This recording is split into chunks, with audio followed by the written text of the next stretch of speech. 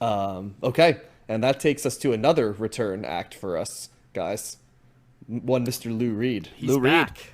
He is He's back. I thought he was for the gone. first I time. didn't think we were going to this. I was For the surprised to see first this time last week. since '74, right? Was that when Transformer came to us? No, we We did saw Berlin. Yeah. Oh, you did Berlin too. That's right. in the early Transformer was 80s. 72, Berlin was 73, and now we're at 89. Wow. There was other Wow. stuff in I between. gotta say early but we- '80s. we I didn't was cover wrong. that. Wow, Yeah. Berlin was '73. Berlin was 73. Jeez. Wow, I felt like it was much later in the Okay. Time Wow. is a So, flat circle. Yeah. so 16 years between Berlin and this. Yeah, Okay. it's been a while, Lou Reed. I thought we were done. So anyway, New York by Lou Reed comes in at number 113 in the 1980s on Best Ever Albums, number 10 in 1989, number 754 of all time. It's Lou Reed's third highest record on Best Ever Albums, behind just the two we just talked about, Berlin and Transformer. I didn't see it on Rolling Stone's list, and Lou Reed is ranked number 105 of overall artist rankings on Best Ever Albums. Well, God, Lou Reed can come back into my life whenever he wants, because I really like this album quite a bit. This album was perfectly named because this album is the physical manifestation of like 1989 New York, like, it's like a the New concept York album. that I remember as a kid that was still dangerous, and also alluring. Even the 9-year-old me was like, well, this place is interesting, so I can only imagine what it would have been like to be young in this era, or in the case Lou Reed, somebody like growing old at New York and like recognizing it as something they love, but also grotesque from the eyes of like, what would Lou Reed be at this point? Like in his 40s at this point? Is he around yes. there? So yeah, he's looking at All right, New York. all right, let me look this up. He was born in 1942, so he would have been. 40s. So he would have been 89, so he would 47. Yeah, so like 47. late 40s. And Yep. so he's looking at like late 80s New York, famously a pretty rough place, and grimy, right? And this this goes into the Velvet Underground themes, right? You've got drugs, you've got transvestites, you've got random flashes of violence, you've got elements of culture and despair, you've got bizarre levels of romanticism at times for traditional romantic tropes, but also unusual things that are there. There's a lot of like issue songs on this album too. We're talking about the environment on this album. Broken We're dreams. That's not so much an issue as a theme, right? That's in there, but I'm talking like there's Political like corruption. there's hard things about political corruption and the environment. Christmas in February is sort of like about commercialism along the way, with a ascendant to like Agent Orange and sort of like the Vietnam but I really enjoy Lou Reed's take on things. I like the lyrics on this album. I like that he kept me on the toes, and this is both like a love letter and a warning about New York at the same time, which when you think about it is kind of what people who love New York like about New York, right? That it's both flawed but also nothing else is like it. You know what I mean? It's like dating a wild fuck up, but they also are really exciting, and their highs just seduce you, so you're willing to overlook the like chaos that is the rest of their life, and you kind of ride it out. That's a little bit thematically like how Lou Reed produces New York. But this very much felt like a Velvet Underground album, because there's a lot of pop sensibility to this. There's a lot of looking back to that 50s and 60s sound that was all over the Velvet Underground albums, especially like the first one and then the second self-titled album. I felt like it shared quite a bit. Yeah, and thematically, it's almost quintessentially stereotypically Lou Reed, like an observer's view of New York City. In that sense, we've seen multiple people taking the observer's view. I think probably the guy that comes to mind immediately is like Tom Waits. The difference is that Lou Reed, I feel, like he has a much more inviting voice and traditional song structure. So he kind of delivers a little bit of what Tom Waits does, but much more, it's not as abstract, right? Like he's writing more directly and He's personally more man to on you. the street, I feel And it's also like he doesn't feel the need to get bogged down into like metaphor and euphemism. He's kind of more a straight talker, I would say. It's not is kind of his style. theatrical. Like Tom Waits is all about the theatrical, Well, he's in his characterization of stuff. Yeah. in his own way. I also found, but I love the song "Good Evening, Mr. Waldheim." But I also thought it was funny, like all the references he talked and how much a lot of his it's basically that song is basically him talking to like Jesse Jackson, and I think I've talked about it. There's that famous thing where like Jesse Jackson like called New York City a slur for Jewish people, Oh, and kind of jeez. like it sunk his thing he described in New York, and he had to kind of do the apology tour, afterwards. And this song is clearly sort of poking fun at that, but also with taking it a little bit personally, you know what I mean? Because Lou Reed himself is Jewish, right? So it's kind of like, wait a second, like we're supposed to be in this together, right? As kind of like people on common ground, and like fighting the oppression. But now we're sort of, and it's pretty direct. You know what I mean? He's kind of saying like, do I have to, like there's the one line he's like, if I ran for president and was a member of the Klan, wouldn't you call me on it the way like I call you Yeah. on Louis Farrakhan? I'm like, woo, this is a little bit stiff right here. So, and probably, even though Lou Reed has clear liberal sensibilities, he doesn't have sacred cows either. So he's willing to expand it out along the way. Busload of Faith was another song that I really enjoyed on this album, because it's kind of like Lou Reed talking about like televangelists and Yep. phony religion. He kind of toys with the idea of having children on Beginning of a Great Yes. Adventure, a song that made me laugh as someone who famously does not necessarily want children myself, but like everybody, you entertain things at different times. But I felt like to some degree Lou Reed was like speaking for me. I thought you'd find that song funny too, Josh, Yeah. lyrically, Yeah, I did. because yeah, even his choice of like writing it as like a blues song, kind of like Yeah, it's like a yeah. nightclub number about having a kid. Yes, what it's I read. and that's also how It's he's a beat. He's describing a the beatnik. It's like a beatnik Yeah. kind of it's song. like beat, but like in a funny way. It's like it's like a little me to fill up their shoes with my dreams and stuff like that, and kind of like he says. I think he says that when like I'd homeschool them to keep them from the crowd, but then like making them isolate it wouldn't be the best idea either. So who the hell knows what to do? It's the beginning of a great adventure. So I also the other line I loved was he said. Why stop at one? I might have 10, a regular brood. I'll breed a little liberal army in the woods, just like those redneck lunatics I see at the local bar. So like he's just there's times where he like outwardly made me laugh, and so when combined with the pop sensibilities that the other thing I love about Lou Reed is he can go and kind of do these songs that are sort of loose sketches like what Tom Waits does. Then he can write this incredible pop like structured song where you're like, Jesus, you know what I mean? Yeah. Like where the hell it's like what he did with the Velvet Underground, where like Sunday Morning would come out, and you're like, God, this is like a perfect pop song, and then the next song would be like more deconstructed or drug fueled, and it's like this little pocket of beauty mixed with these other more jagged things. Lou Reed just kind of speaks to me lyrically and vibe wise. So I've loved all Lou Reed albums. I remember Berlin being incredibly depressing. This we all said this that, is yeah. more lighthearted, and Transformer, of course, is. I thought it was like him basically doing like a Bowie album and experimenting and kind of reinventing himself. And I think famously, there's almost no band I came around to more than the Velvet Under. I even came around to White Light, White Heat, guys, which I famously on the earlier episodes did not love. But in listening to it in the context, it's like, gosh, that might be one. If I could have a mulligan of a take I had, that might be the one I'd call in that mulligan for, because I've really come to like that album on re-listens. And I kind of wish I'd listened to it more often before giving my take, so I'll retcon that. But yeah, this one gets strong thumbs up for me. This might be my album of the week. There's a lot of albums I like this week, but this one might be my favorite of all of them. And yeah, sign me up for the Lou Reed. I'm buying what he's selling. Yeah. Yeah, it's amazing how he really hasn't lost a step from the last albums that we talked about. I'm with you. I really responded to him. I am charmed by his and impressed by his lyrical ability. He really is kind of like a storyteller / poet first, it seems like, almost. But I agree, the songs that he creates around them, the music that he creates around the lyrics, just are really, I don't know, there's something so simple about them in some ways, but they are always appealing. And he has such a way to evoke imagery in his songs, and it was no exception.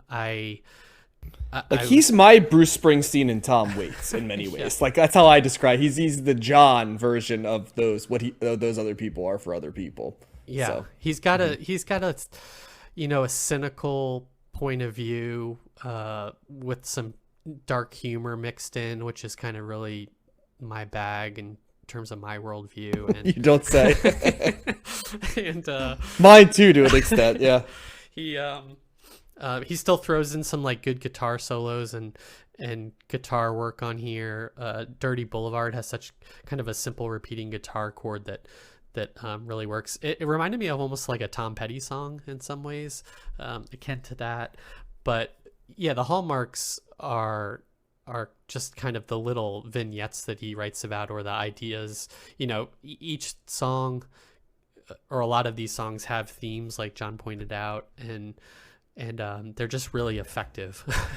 Dirty Boulevard's like a Bizarro Universe Billy Joel song in some ways, because he's writing kind of about the same desperation and stuff that Billy Joel is, but like instead of like working at the piano bar and moving up in the world, like he's just like, I just want to get away from this damn Dirty Boulevard and go anywhere else. So yeah. And he just has a really, for an entire, which is clearly an entire album about New York, or probably New York City specifically.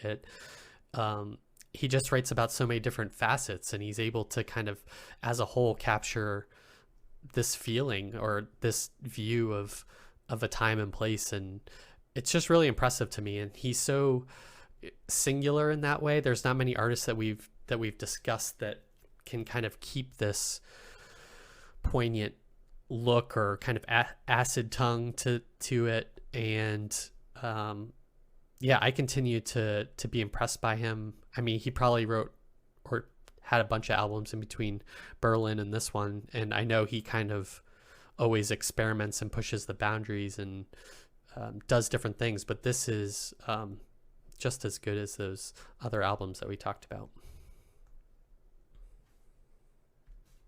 Yeah, I was just counting how many he had in between. So he had like 1, 2, 3, at least 3 or 4 in between. So he's still doing stuff. So like maybe he did fall off with some of those records. I don't know. I haven't listened to them, but I love this record. This was, this kind of brings you back. This does not sound like really anything that we've been covering recently. Right. And, I think I mentioned in our last segment about New Order and Joy Division being one of my favorite, not finds necessarily, but just finds in the sense of like, wow, just discovering this artist and being really, taken in by them. And I would say that's true of Lou Reed and the Velvet Underground as well. This is just, it's a rock and roll record, right? It's just a straight up, mostly rock and roll record, throwing in some other aspects of like Americana. There's some country in here too. Yeah. No synth though, right? That's the departure.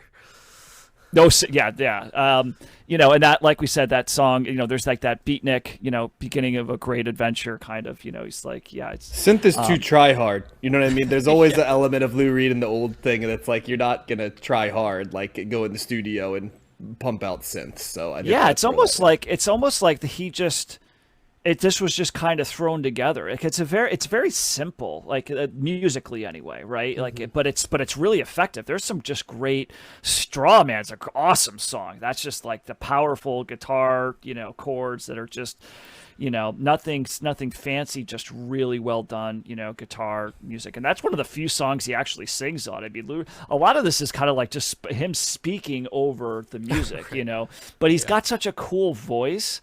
And a lot of it is tongue-in-cheek stuff. I mean, for a non-lyrics guy, his voice is very much up front, so it's easy to pinpoint, like, what he's talking about. Oh, Americans just, they'll just go shit in a river or dump battery acid in the stream, stuff like that.